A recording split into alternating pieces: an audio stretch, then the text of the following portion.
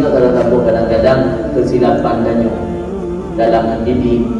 Kadang-kadang anda pernah doakan santri-santri danyo yang bandel. Malah mereka bandel dah hukum. Dan anak minta maaf.